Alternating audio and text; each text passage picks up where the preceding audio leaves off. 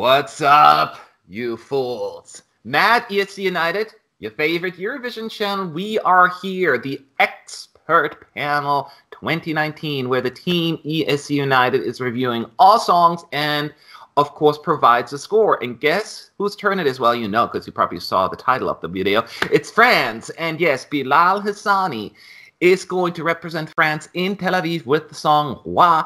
He won Destination Eurovision, which is the French national final system. This is the second year in a row that they did that. Now, he finished 5th with the juries in the finals, but the televoters just overwhelmingly voted for him, and that was enough for him to take home the crown, which, ironically enough, he sings about. I'm not rich, but I'm shining bright.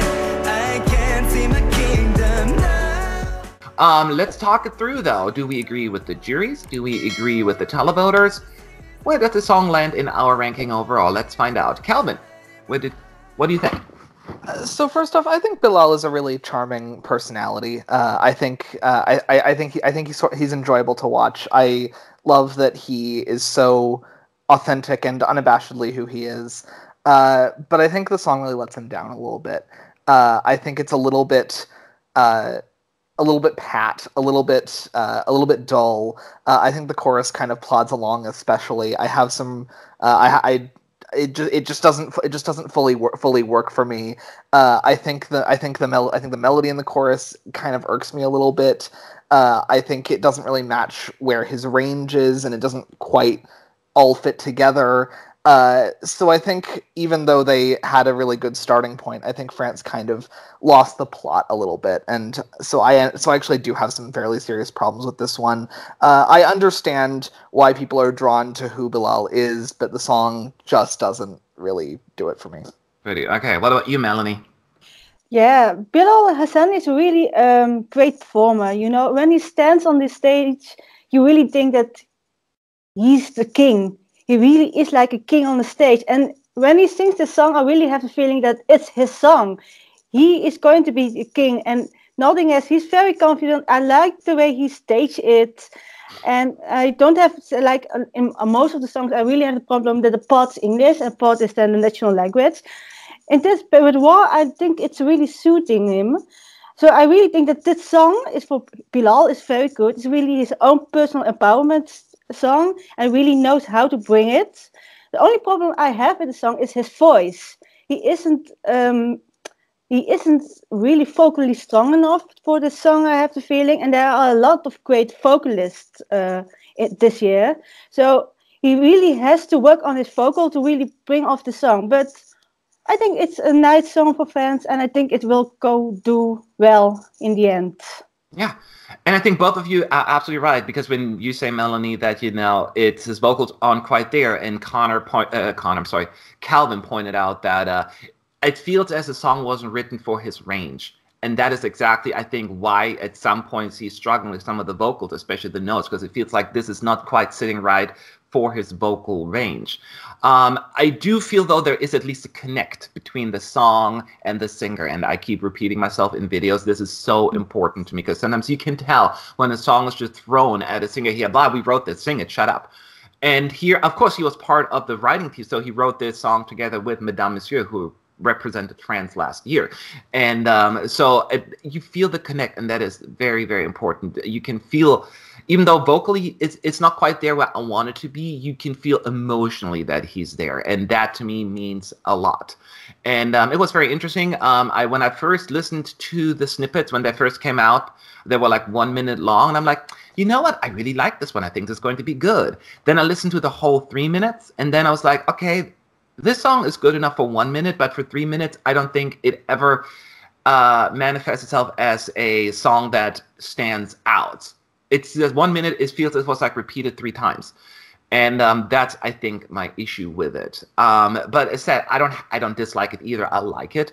I just feel as it is not the right song for Bilal to shine. And that is unfortunate, because he's such a likable guy, and he takes his responsibilities serious when it comes to representing his country. And he's so into this experience, and makes him so charming. So I have nothing but respect and love for the artist.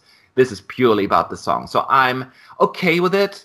it's just not high up in my ranking for the reasons I just mentioned. So how about you, Connor? Yeah, I will say that this song is also not pretty high for me. It was also not my favorite in the full lineup of Destination Eurovision. For our friends who followed the live tweets with me for the national final, I was pulling for the divas real hard as an underdog. But at the end of the day, I do support France's choice. I don't think that this was necessarily going to be a standout when we got to the grand final. And it's very fortunate that France gets to qualify automatically because in my case, I don't think if they had to go to the semifinals, I don't think that this one would survive. I think that my overall problem with it is the fact that, yes, it is a very emotional song. It's very personal to him, but the song itself, I feel like, doesn't take you on a journey. And we've had a lot of other songs that have been somewhat similar to that in years past that have been very personal to the artist or have told a story, much like Germany last year, for example, that took you, like, made you feel literally what they were trying to go through, what their story was. And I'm not saying that you know, this song is incorrectly done. It's just I do not connect with that story that he's trying to put out with this song. So I just feel like there's just that disconnect from this song that Bilal really gets it and he really feels it and really understands it. But I don't. And I think it's just rather disappointing for me because I know kind of what he as an artist can offer. So at the end of the day, am I disappointed? Yes. Am I still going to be excited that France is there and that he gets this experience and that he gets to represent his country? Also, yes. I can tell you that he's very excited, as you mentioned, Matt. And I'm just really hoping that France can get this right. Because if they don't get it right, it is going to sink, and it's going to sink faster than the Titanic did.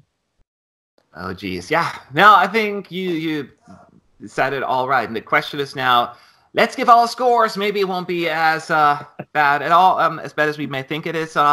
Who goes first? Calvin, right? What's your score? Charming personality, but the production and the melody and his voice let him down. I give it a 4. Okay, 4 points from Calvin. Melanie? Yeah, I gave it the double. I gave it the 8 because I have the feeling that if Bilal will stand there and he will sing it and he will bring the emotion and the meaning of the songs, I think a lot of people will vote for it. And I think that the vocal is not on point, but he has time to work on it. So I hope that it will be better. And that's why I'm giving it an 8. All right. And that is fair. Melanie has faith in you, Bilal. So prove her right. Prove her right. And I said, I mean, I really have no issue. I mean, I have nothing like negative to say about the song as overall, because he is so excited about it, and France can be very proud of him, regardless of the outcome, whether he wins the whole thing or finishes in dead last. They know they're going to have an act that it's going to try their best, and you cannot ask for more than that. For right now, to me, it's a 5.5. Win me over, Bilal, in Tel Aviv. Maybe you're going to come out of nowhere. For now, it's a 5.5 from me. Connor? So pretty much for the same reasons that I mentioned earlier, and just the fact that I just have a lot of concerns about this one. In my overall placing, despite the fact that I can't technically place a Big Five qualifier lower than 26, it's actually my third to last overall in the entire season. So for that reason, I'm actually going to agree with Calvin. It's a 4 for me. I don't see this changing for me, and I don't think that I'm going to suddenly warm up to it. Will I be proud that it is on the CD and it's on the track listing? Yes. But will I skip it when it comes on my playlist? Also, yes. All right. That is fair. You know, you got to be honest. This is a night of honesty. Let's find out, though. These are only 4 votes. There were over 20 people that have voted, and we're going to combine all of the scores, and here's the final ESC United score for France, and it is 5.38. So it is a little higher than the two of you, but overall a little lower than average, I guess. Any thoughts on this? No one? I will say for me, I'm not surprised, especially when this is a song that kind of came out of nowhere in comparison to what a lot of people thought were going to win with Simone. Everyone just assumed that she was going to win, and then all of a sudden the televote just shot this through the roof that no one could catch him. And that is very concerning for a song because the French people cannot vote for their own song. So they need to win over the individuals, the jury members, who didn't necessarily give it all of their 12 points. So I have a feeling that this is going to be a strong televote song, and that's where they're going to pick up a lot of their points. I have a feeling that in the jury rosters, this is not going to pick up a large swath of points. So it can go either way, basically, but it's not surprising that it kind of sits in the middle of the road because that's very similar to what it was in the jury vote for the national final.